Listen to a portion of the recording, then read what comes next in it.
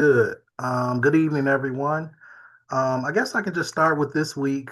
Um, Parents, we have kicked off some of our after-school programs that we have. We have the Tuskegee Airmen, which is designated for our fifth graders. And that program basically teaches students aerodynamics, students learning about history of the Tuskegee Airmen, and then drones. They fly drones. Unfortunately, that program is closed. It was only a select few spots available for that program. But we also launched and partnered with another STEM program called Code 313. Now, if there are any fourth grade parents or fifth grade parents on the call that is still interested or is interested in signing up for that program, I have about maybe 8 spots available. And so you can just put your name in the chat. That program runs on Mondays and Wednesdays from 3:30 to 5. And like I said, it's a STEM program. And for example, last year the students were able to create their own video game, and so they go through the whole process of coding and support students in that innovation.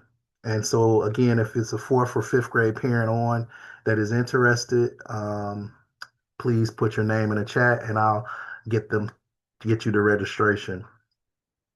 Um, Other events that we have going on in the elementary, this Friday we have our grade level quiz bowl. For Black History Month, we had our classroom competitions, and now there will be a student for each class competing for the actual quiz bowl, which will be March 6th.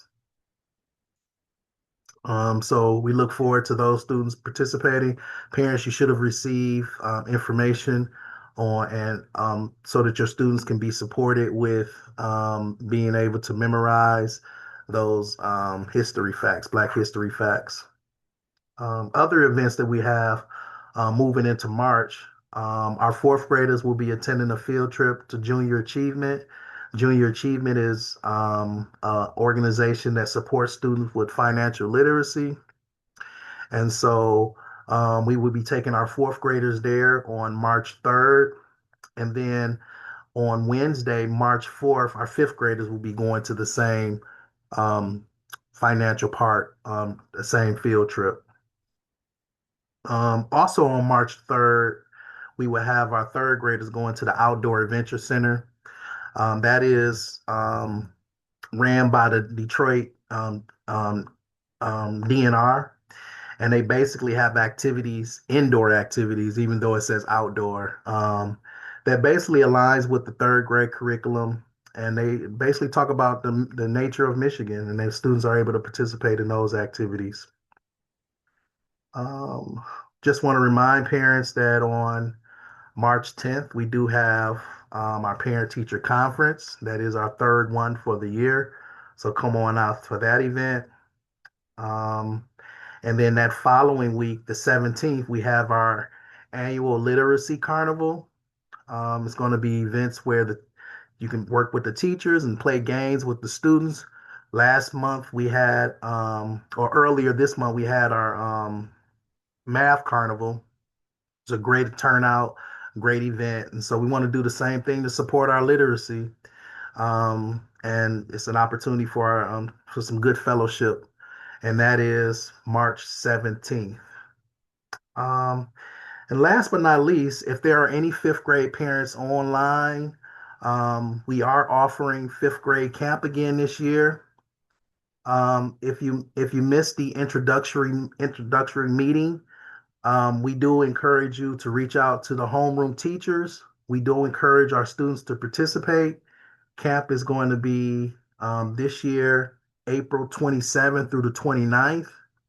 Now, because in previous years that the turnout hasn't been great, and I try to pay for every student to attend, every fifth grader to attend, and because the turnout isn't good, unfortunately, I'm not able to sustain paying for spots and students aren't participating. So I'm going to cap it at 50 students. So the first 50 students that register for camp, we will pay for because we want our students to be able to experience that.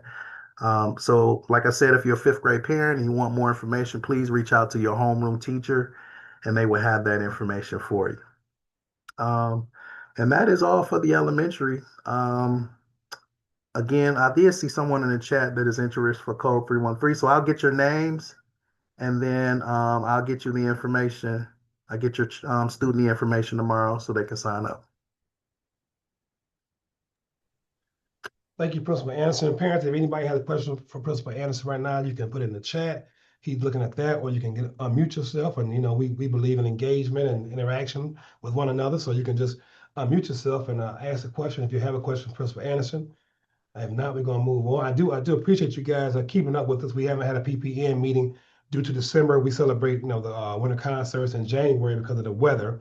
And typically, our Wednesday we meet on is actually the third Wednesday, and we pushed it back because of school closure because we were off last week. So thank you guys for following the calendar and still being diligent. I see we don't have many parents we usually have tonight, but this is the fourth Wednesday, not the third Wednesday. But hopefully, other people will join in. But I do want to thank you for keeping up with all the changes and switches.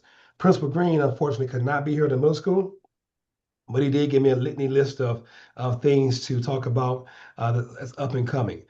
So tomorrow, parents of all three, any school, you're invited to attend our STEM Genius Fashion Show tomorrow in the middle school gymnasium.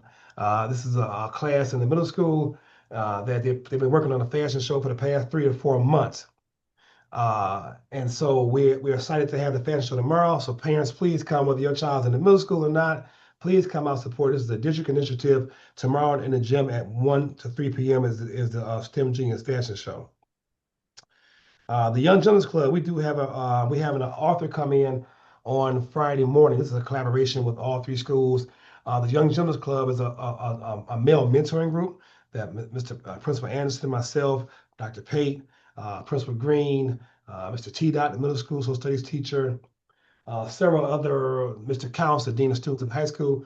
We have about 75, 80 kids we mentor, young males throughout all three buildings, and we're doing a workshop. We meet once a month together about unity, and we're doing a writing workshop we're bringing an author in to teach our students how to write their own books and present their own novels. So that's going to be going on this. Parents, you're not invited to that, but we just want to let you know that's what's going on with your students. But we will invite parents to another function at a later date. Just keep your eyes open for that. Uh, Middle school honor roll breakfast will be either next Wednesday or Thursday. Parents, you will get more information on that. So either next Wednesday or Thursday will be the honor roll breakfast for the middle school. I'm assuming for the first and second for the first semester. So keep your eyes open for that information. This Saturday, the middle school is starting their tutorial program. There are still spots open. Uh, so if you want to sign up for the Saturday workshop tutoring program, please call the office tomorrow and ask for Mr. Maybone. He's the coordinator for that program. That's Saturday tutoring, a 3-hour session, just in case your kid cannot stay after school sometime during the week, but they can come on Saturdays and receive the same type of academic support that they would get during the week. If you can't come on Saturday, we're also doing after school students starting March 2nd, so this upcoming Monday. So middle school has two options, either after school, starting next week, or this Saturday for 3 hours on Saturday. So either one, you call and ask to the front office and ask about tutoring program. You just let them know you want to do the after school program or the Saturday program, and they will make sure we get you all set up. So parents, please, middle school parents, please come out. If your child needs that support, please sign up. We have spots available. And then Real Man Read is coming up, I believe, Mr. Anderson, March 23rd. So we're looking for males to come into the school to read to our elementary students. And we're going to do something special this year. We're going to have reading all across the district. But Real Men Read is March 23rd. Parents, you get more information about that. That's a district initiative. Actually started from the elementary school, Mr. Anderson, and now we want to take it to the middle school and high school to make it a full wraparound process where our students are seeing males read out loud. So it's going to be a great initiative starting something new this year, taking it to the other two schools. And that is it for the middle school. Principal Ross, we got a lot going on today, parents. We hosting a district state playoff game. So the middle school has a basketball game. That's where Mr. Maybone is at. And then Principal Ross is in the high school dealing with the high school state championship game. And so in her place is none other than Dr. Eric Pate, the assistant principal of the high school. He will give the high school updates, and he will also give an introduction to our speaker today. We're so happy today we have a special presentation about Black history in the city of Detroit and the state of Michigan. And he will introduce our speaker today. Thank you, Mr. Pate. Well, hey, again, as Mr. Williams, good evening, has mentioned, my name is Dr. Eric Pate. I'm the assistant principal here at Chandler Park Academy High School. And glad to be with you because the Michigan High School Athletic Association district semis are here at Chandler Park Academy High School. Wanted to let you know about that in case you want to join us. Tonight at 7, the Chandler Park Academy High School boys basketball team will take on East Point, our neighbors right down the street. And should they win, they will play the winner of Denby and Harper Woods. Detroit Denby, of course, the Detroit Public School League, right down the street. The other way, up Kelly Road, taking on Harper Woods, our neighbors across the Home Depot parking lot. And the winners will play at 7 p.m. on Friday. All tickets can be purchased on GoFan. For any information, please consult MHSAA.com. That's MHSAA.com if you want to show some school spirit and support the team. Also, want to let you know the girls are headed for the MHSAA District 59 girls basketball playoffs. That starts for us on March the 4th. That's a Wednesday at 5:30 p.m. So again, that's over East Point. Their opponent is to be determined because they got a first round bye. So they go right and advance to the semis. And our girls and boys basketball teams are having very good seasons or pretty good seasons. Not, hey, it's good. They're still alive. So we definitely would love to see you, your face in the place to support. Want to let you know about a few events. We have, as Mr. Williams has mentioned, a club called the Gentlemen's Club. And the Gentlemen's Club will be going on a field trip to none other than Figer Law. All they do is win. So they invited the Gentlemen's Club to come on out. So, hey, we're going to be there. And our host is none other than the gentleman that you're going to hear momentarily, attorney Mike Russell. And Michael Russell is one of the finest attorneys in the state of Michigan. Wait till I read his bio. But this is an opportunity, folks, for young Black males to go to a law firm that's one of the finest, not only in the Midwest, but in the country. And I know we all know who Jeffrey Feiger is, being local and being here in the state of Michigan, the city of Detroit, one of the finest law firms, as I said. We want to expose our young men to the best things possible. So we're going to spend a day out there, do a mock, go to the mock court, and talk to some attorneys. Just a great opportunity for the 15 young men that are part of the Gentlemen's Club. So I'm gracious and thankful for this relationship with Mike Russell and also Figer Law. So we really appreciate the invite. So we accept it, and we will be going over there with Dean Counts and I with the young men tomorrow, all dressed in our Chandler Park Academy high school uniforms and looking the part and ready to play the part with our eyes and ears open as sponges for this thing. So looking forward to that. On Thursday, February 26th from 5 to 7, there will be in the district auditorium, which is over in the elementary school, there will be a Black History Month program. In honor of Black History Month, the Chandler Park Academy High School Performing Arts Department will be honoring the fallen heroes of music and art. This is led by none other than Mr. Charles Thomas. He's our band director. He leads our performance arts department and does a fantastic job. So, folks, please come on out and support. That's at 5 p.m., 5 to 7 to be exact, in the district auditorium on Thursday, February the 26th. So, folks, make your way down, please, and support this fabulous event. Also, want to let you know about the varsity choir on March the 18th. They have the varsity choir Disney concert. It's going to be a magical night, according to Miss Griffith, who handles the vocal choir, the varsity choir. It should be fantastic, folks. Frozen and Encanto and many more movies right there. A magical night. and it says it's at the Chandler Park Academy High School. Tickets are $10. It starts at 6. Mark your calendars, March 18th. Just want to give you early notice so you can get your tickets because they'll go fast. With Miss Griffith and her crew, the varsity choir. That's the vocal department that's going to be sponsoring that. Definitely would love to have you see your face in the place. Musical performances from Frozen, Encanto, and many more movies. Okay, so looking forward to that. It says at Chandler Park Academy High School, but I would imagine this is going to be at the district auditorium as well. So, folks, make sure you make your way on March the 18th. I believe that that is a Wednesday as well. So, mark your calendars. Mr. Williams mentioned that we have the series with the authors as part of the Gentlemen's Club across the K-12 network of Chandler Park Academy school district. And our young men are going to have an opportunity to learn how to write a book. I mean, that's just amazing. So those are the kind of things that we have going on. We also have, for any 11th grade parents, SAT boot camp. SAT boot camp is going on now. This is very important because the school is being judged, let's face it, on the data that it produces in math, reading, and science and social studies, and mostly math and reading. So this SAT boot camp is a great way for you to get a jump on the testing, the standardized testing that, hey, we might have our thoughts about all those things, but we're being judged on that. So we want your student to prepare and be ready for the test when it takes place after the break, after that spring break. So we want them to be prepared. So folks, if you have any other questions, please give us a call, but they should see Miss Hunt. Your students should see Miss Hunt regarding the SAT boot camp. They had an opportunity to sign up, so we're letting you know that you see Miss Hunt. Your students should know who Miss Hunt is. If they have any issues, they can come see myself, and I'll make sure that they get to the right place.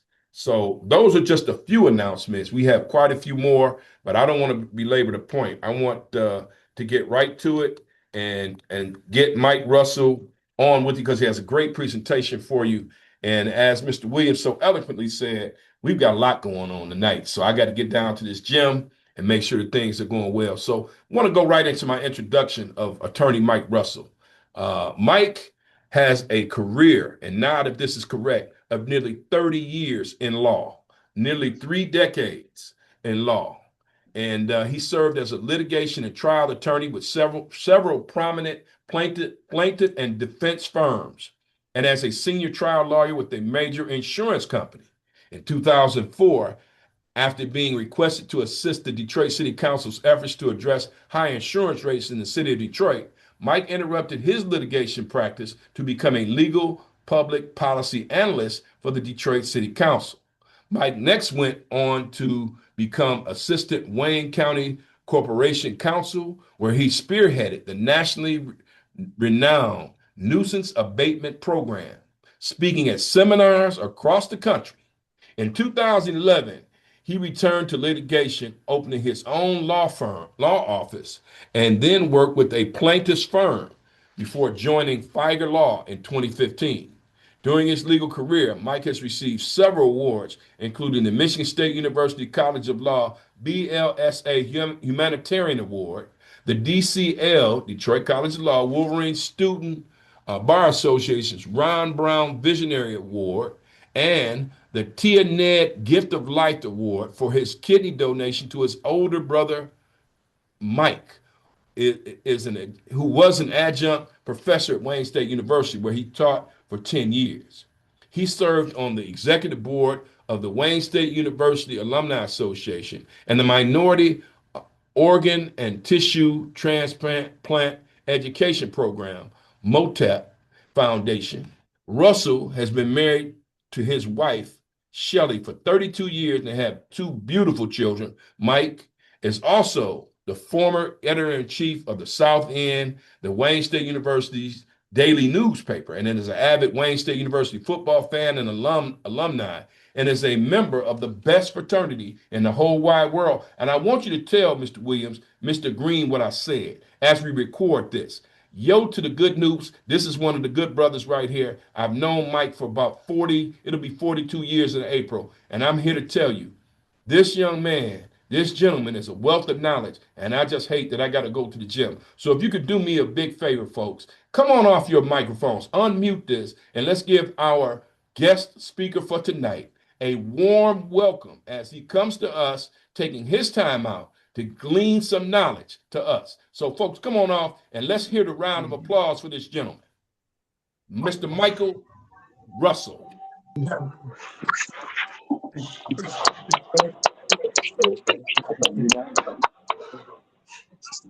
And if I had a hat on, I'd take it off.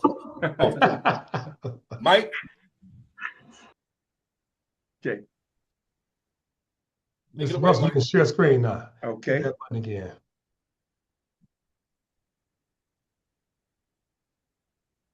Here we go. There we go. Okay. Okay. I think we're ready. Good afternoon and good evening, everybody. My name is Mike Russell, and my interest today in talking about Black history in Detroit is going to be a somewhat different perspective than you probably are traditionally used to getting.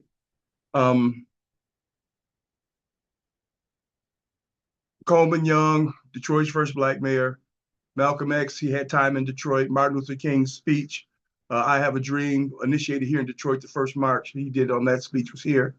But we aren't going down that road today. Today we're going to go down a little different perspective.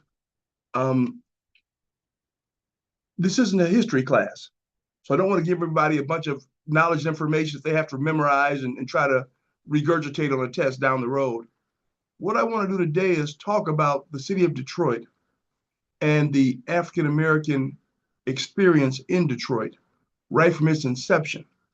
Now, the fact that this is a parent organization means that my focus today is not on you, the parents, but on what I can give you, the parents, to give your children. A Black history perspective that you can utilize as a talking point or as tools for your children so that they can navigate through what now is becoming a very hostile and oftentimes adversarial environment where, again, African Americans are not always perceived or embraced as the full, important, involved citizens we've been right from the beginning of this country. And so again, in our conversation today, we're going to talk about the history of Detroit, how Black people have fit into the history of Detroit, and again, going forward, how we can use the past, the numerous examples of what have happened with Black people in Detroit, of how they can navigate going forward in the present and into the future. And I'm going to tip my hand to let you know what the answer is before we even get down the road to that point. And the answer still is, as it always has been, and the reason that you're here today is education. It's how do we educate our children to get them through this very difficult world in the city of Detroit, where we have an understanding and a history of what it means to be Black in Detroit. Let's start from the beginning. Detroit was founded in 1701. Antoine de la Mothe Cadillac, Detroit's founder, was the owner of a slave. Detroit's first mayor, John R. Williams, and two name streets, his name is the name of two streets. Everybody's familiar with John R. Street, and there's a Williams Street. He was owned slaves. His uncle, Joseph Campo, the street that runs through Hamtramck, he was a slave owner. Another slave owner, Jean-Francois Hamtramck. Again, prominent people in Detroit's history. Lewis Cass, the Detroiter who served the cabinet of President Andrew Jackson and ran for president during the national slavery debate of 1848, denied he owned slaves. But when a biographer did his research and found out about Lewis Cass, he found out, yes, he was. He also was a slave owner. One of the biggest slave owners is a gentleman named Macomb, who owned over 250 slaves. And so it's interesting that right from its very inception, Black people in Detroit have had many tribulations and many impediments that we've had to overcome. But yet and still, we have continued to strive and struggle and to be successful in a community that sometimes was not very embracing or engaging to us. Slaves in Detroit labored in settlement farms, served as servants and domestics, and even worked in stores clerks, blacksmiths, assistants to fur trappers. And toward the end of the French period, which was around the 1787, 25% of the residents of Detroit owned slaves. Most residents could afford slaves, or could afford slaves, did own them. And so it's funny because Detroit is not always thought of as a slave community or a slave society. That was traditionally down south. But what has been said is Detroit was a society that had slaves.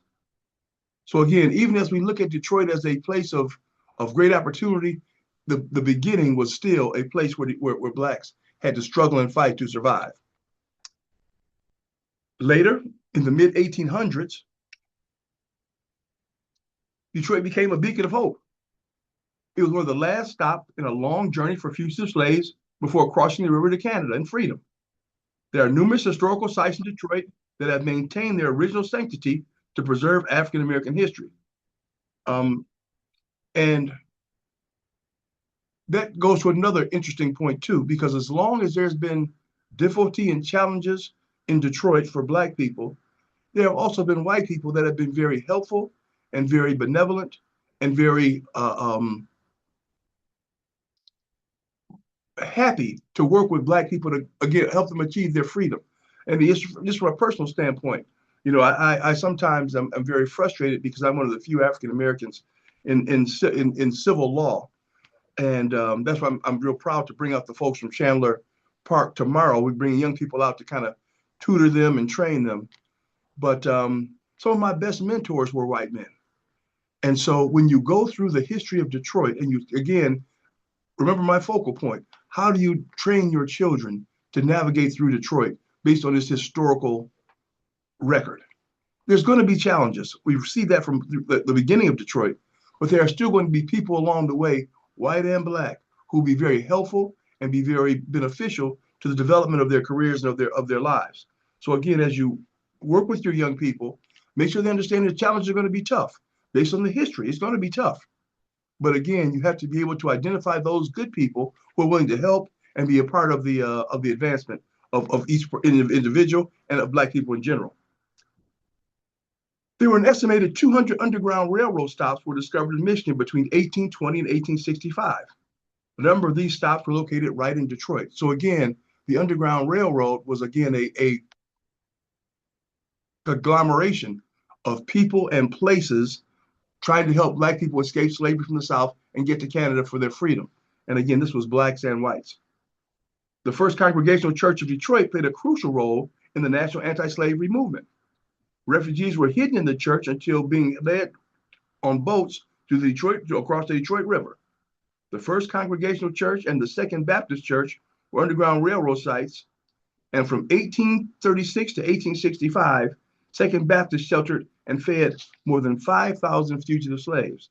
So again, this is a part of the grit and the determination of Detroit, and in particular the African Americans in Detroit as part of our history.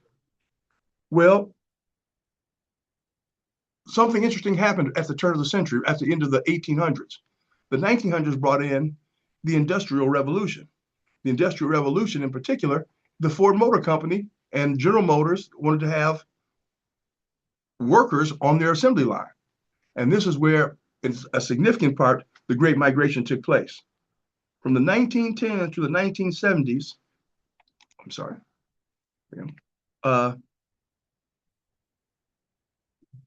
Detroit became a destination for the Great Migration of Black communities.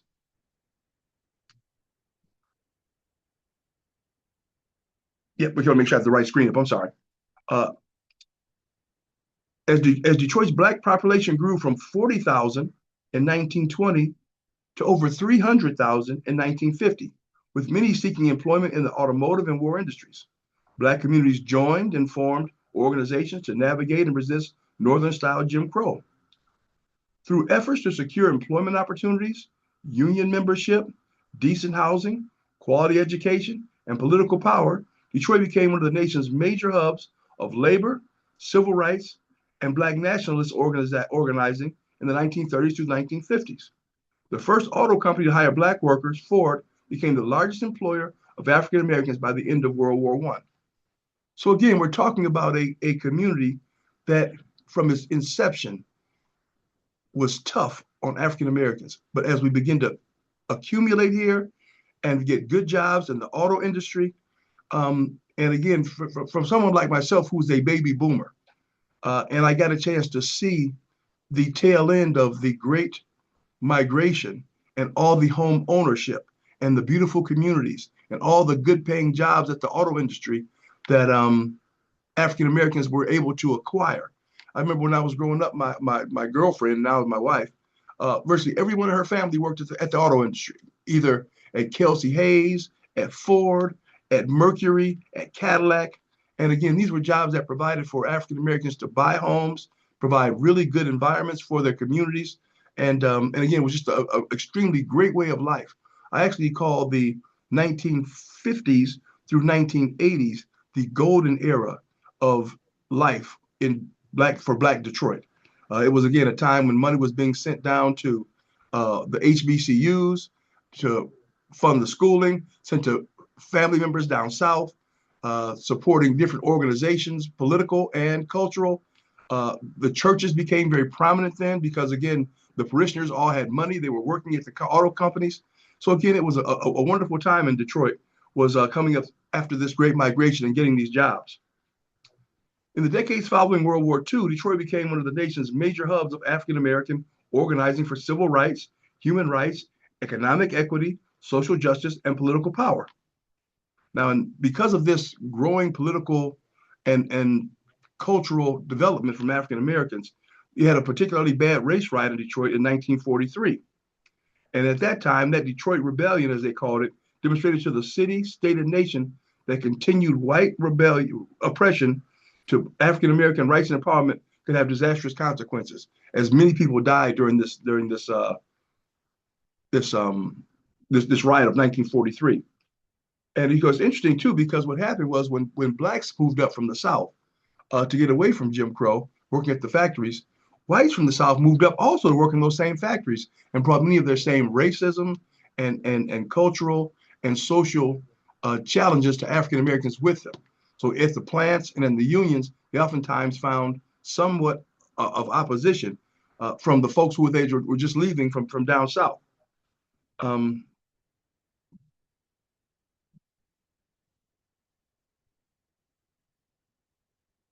Because the Northern style Jim Crow continued in full force throughout the 1940s through 1960s. And this oftentimes found its way in racial discrimination in housing. And for a long time, Blacks were pretty much restricted to the lower east side of Detroit, an area that was known as Black Bottom. In response to this continued racial discrimination and oppression, Detroit's Black community organized to confront institutional racism in the city and the nation, and in the process emerged as a leading force of national civil rights and Black power movements. By the end of the Great Migration in the 1970s,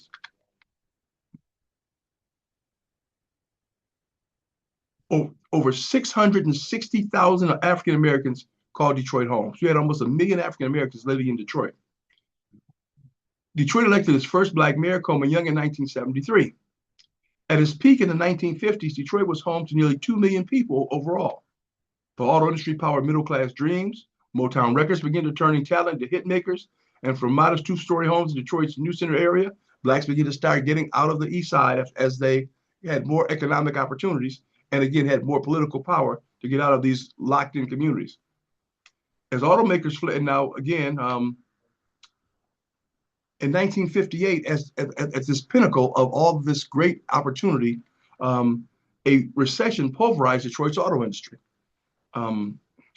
leaving more than 25,000 residents, nearly 20% of them Black, jobless for more than a year. As automakers fled the city for cheaper labor or automated technology, Detroit lost more than 130 auto jobs between 1948 and 1967. Urban renewal obliterated neighborhoods, bulldozing them for freeways. Black Bottom and Paradise Valley were demolished for I-375 by the early 1960s, displacing thousands. You know, and see, this is a interesting issue for me because Many times people think that the primary reason for white flight was they didn't want to be around Black people. But what happens is people follow the jobs. And the auto industry began to downsize their Detroit factories, going to Mexico and automating them so that you didn't have as many jobs and opportunities, which dramatically impacted the African American community. So all the great homes that were bought, all the opportunities for education, all the financial benefits that came from having a great paying job with benefits and a pension were all being removed from the African American community. And what happened was, again, in the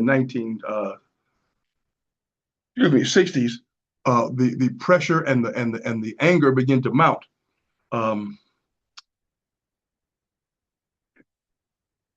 Which again, though it was not the sole cause of the 1967 riots, it kind of culminated in that explosion of frustration and anger from the lack of jobs and opportunities and the loss of economic growth that Blacks had felt in Detroit. What started as a police raid on the West Side Blind Pig became a 5-day rebellion. A loosely trained National Guard of 9,000 soldiers armed with military-grade weapons were deployed to hunt snipers in Black neighborhoods. In the end, 43 people were killed, 33 of them Black residents, 1,200 were injured, and over 7,200 were arrested. A commission later connected the uprising to disinvestment, segregation, and harassment, but nothing changed, and many hard-hit neighborhoods never recovered, which is the unfortunate Detroit that most young people see now. They never saw the pre-67 riot Detroit, which was a teeming neighborhood community. And you had a lot of Black business. You had a lot of corner stores, gas stations. The Coney Garden area was, again, just teeming with Black businesses and Black leaders. And it was just so unfortunate that, again, the city, after the 67 riot, never really recovered to where it was prior to that time. Just after the 1967 riots, there are still parts of the West and East Detroit that were nearly all white. The vestiges of housing patterns that were cemented by federal housing policy and local real estate rules. And what that means is that when Blacks were locked into the Lower East Side, it was legally and enforced by the government. So that what would happen is, if you didn't want Black people to buy your house, you would put what was called a restrictive covenant into the deed. And so the deed says, okay, you can sell this house to anybody who is of Caucasian descent. You cannot sell this house to anyone who is of African American or Jewish descent. And this is actually the language that was in the deeds and was enforced in the court of law. So that until you had legislation that allowed for these laws and these unfortunate racist practices to be stricken, Blacks were forced to live in certain communities and had no options to get out. So again, with the economic opportunities and again the reduction of the illegality of moving out, Blacks begin to move out again across the entirety of the city. But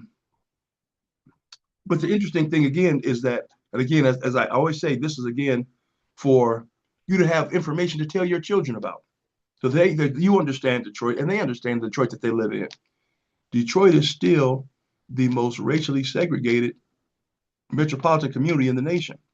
So while metropolitan Detroit is a lot of Blacks, a lot of whites, Blacks still live in concentrated areas with Black people. Whites live in concentrated areas with white people. That has been the history of Detroit and probably will be an ongoing phenomena in Detroit, unless, again, there is some other type of major transition culturally, financially, socially. That's, again, is yet to be seen in the future.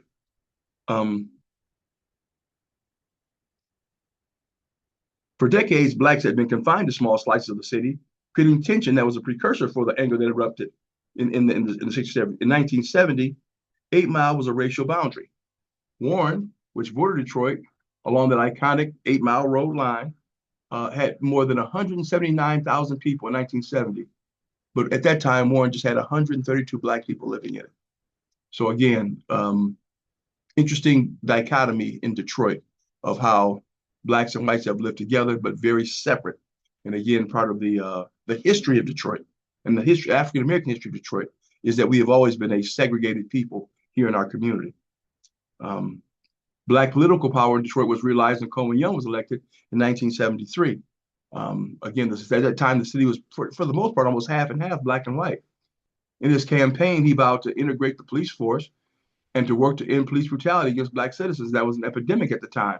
They had an organization that was called Stress, and Stress would go around and knock black people in the head and shoot them and kill them, and oftentimes without any due process and without any real justification. And it caused, again, a lot of tension in the city, a lot of anger and animosity.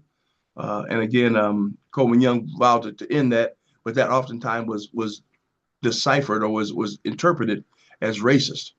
And so he was always, it's interesting because, again, as you know, as Eric Pay told you, I had some experience in Detroit city government. So I got a chance to really explore and understand a lot of the elements of it. And Coleman Young, who was oftentimes criticized for being a terrible mayor and driving the city down, was actually one of the most fiscally responsible mayors in the history of the city of Detroit. He balanced the budget. He understood that they were going to come after him. And the best way to come after him would be because he didn't economically handle the responsibilities of the city. And so he did that above and beyond the call of duty. And so he always kept a balanced budget, always did a very good job, even with shrinking revenues and shrinking population. So Coleman Young was, again, extremely brilliant and accomplished political as well as a business mind. And again, you can't talk about Detroit without at least mentioning Coleman Young in that pivotal time in the 1970s. Detroit was in dire times when Coleman Young assumed office. The flight of people, capital, and jobs combined with the decline of domestic auto industry and the oil embargo exacted a heavy toll on the city.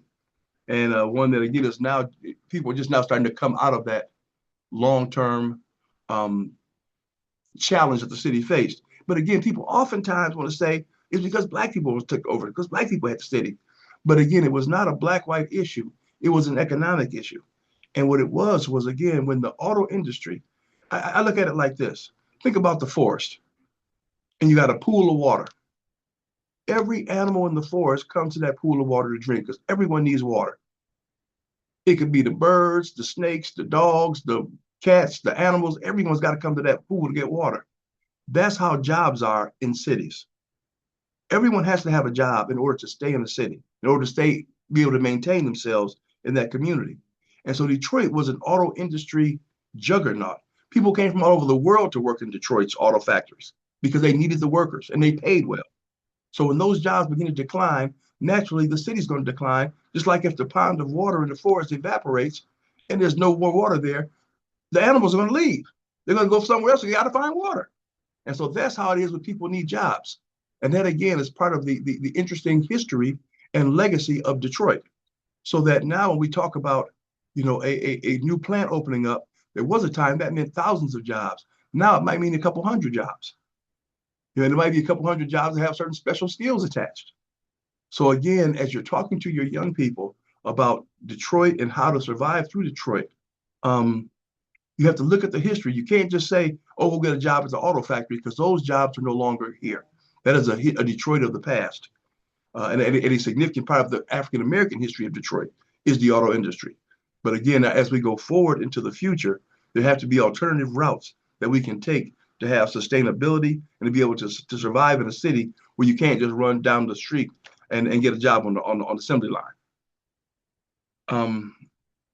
So what Coleman Young did do, though, he set out to create new partnerships with corporate leaders like Henry Ford to try to rebuild the economic base of the city. As a result, the Renaissance Center on the riverfront was built. Both General Motors and Chrysler built new plants in Detroit. Black families began to move into previously exclusively white neighborhoods. As white flight saw many white families leave the city, black families moved into those homes. And again, I was one of those families that got a chance to experience that. In 1968, I moved from the east side of Detroit over by Pershing High School over to Livernois and 8 Mile in the Green Acres area. I was the first my family was the first black family on that block.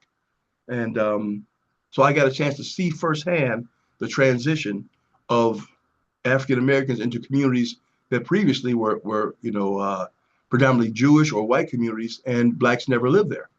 So but it was a very, very interesting experience to see. Of course, as a young boy, I didn't really fully understand what I was experiencing until I got older and got a chance to look back on it. And that's when I was beginning to see, okay, you know, so that's what was going on during that time. I saw stores closing up. I saw a variety of things happen that I fully didn't appreciate or understand. But again, now that I'm older, I can look back on it and have a greater perspective of the city. I understand exactly what was happening. But what happened though, because again, now you've got this reduction of employment opportunities for young African American men who previously could just go down to Chrysler, GM, Ford, and American Motors and get jobs on the assembly line, good paying jobs, take care of families. In the 1980s, a new opportunity became available, and it was an unfortunate opportunity and had a very detrimental, devastating effect on the city. And that was the Detroit's infamous Young Boys Incorporated, YBI, and a bunch of other groups involving drug dealing. Organized drug crime and violence surged, and police corruption rose. And then you start having what's called Devil's Night. So all these homes, think about it, because when people sometimes don't fully appreciate the complexity of what happened. So Devil's Night, setting houses on fire. When people moved out of those houses, the property values dropped.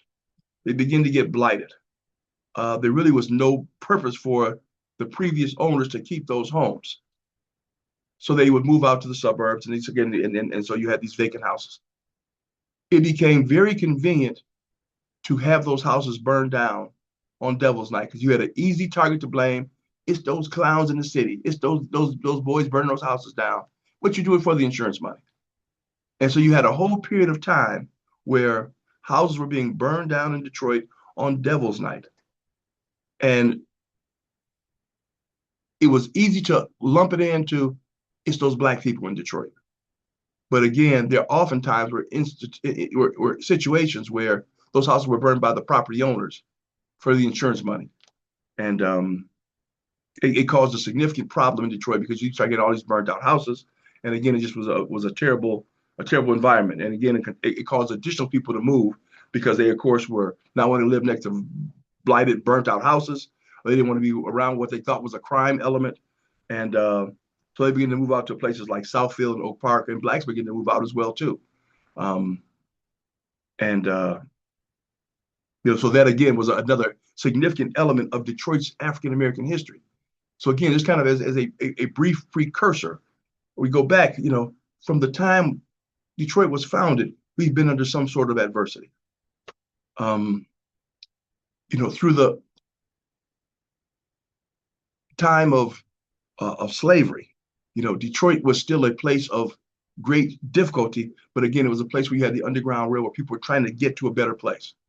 Again, you had the Great Migration, where you had people coming here, finally getting a chance to move into a place where they could have better wages and better opportunities for their families. And they began to grow and develop. But again, that was met with resistance in the 1943 riot. You had World War II, where again, Blacks got a chance to go and join the armed forces. But when they came back, the GI Bills were oftentimes not provided for us. So again, and the opportunity to buy houses in certain communities was excluded.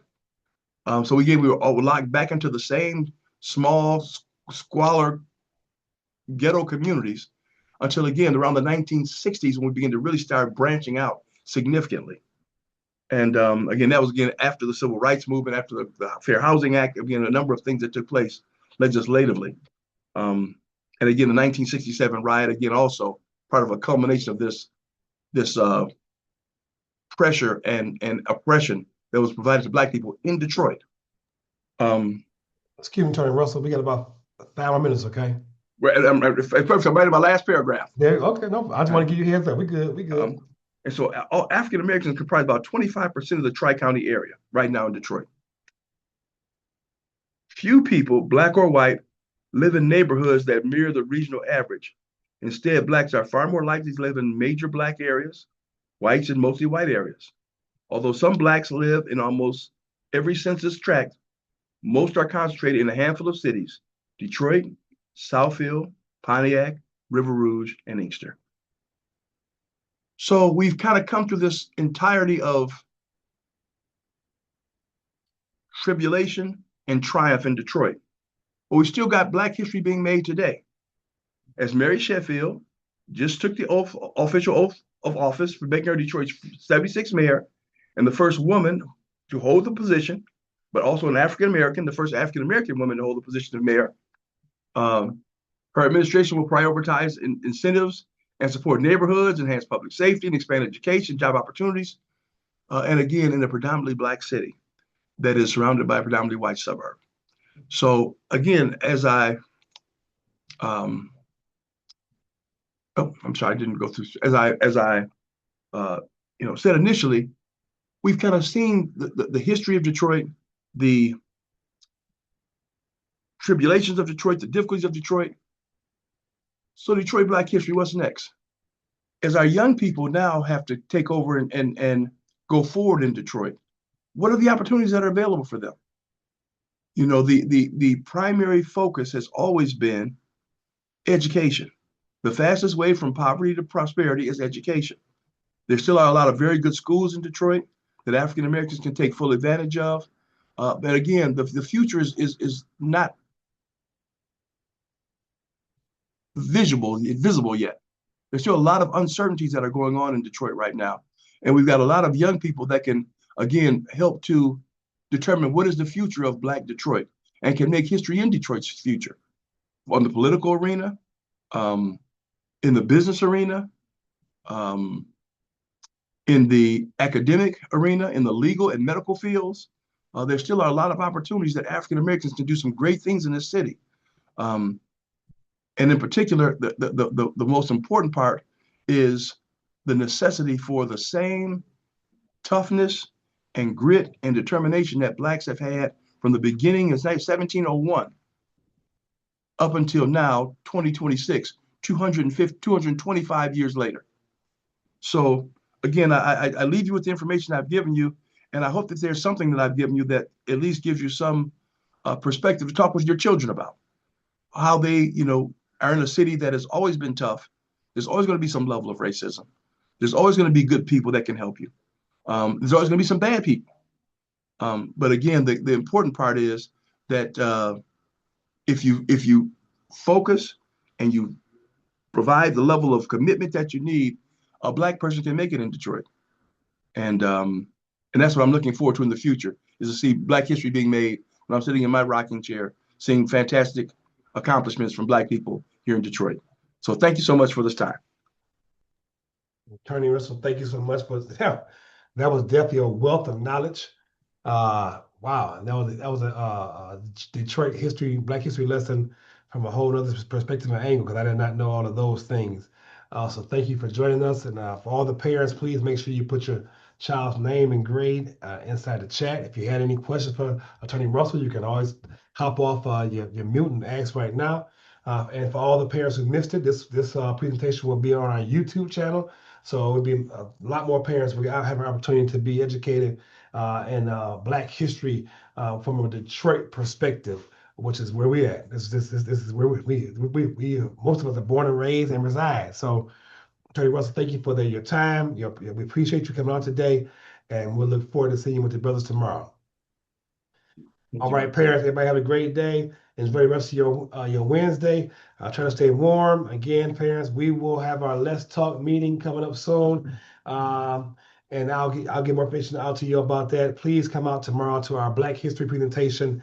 It's a district-wide presentation, even though the high school is presenting it, but it's for all of our parents tomorrow from 5 to 7 in the district auditorium, as well as our fashion show. So please make sure that you come out and support us. And anytime you get any issues or questions, parents, please give me a call, email me. I'm here to help and support you.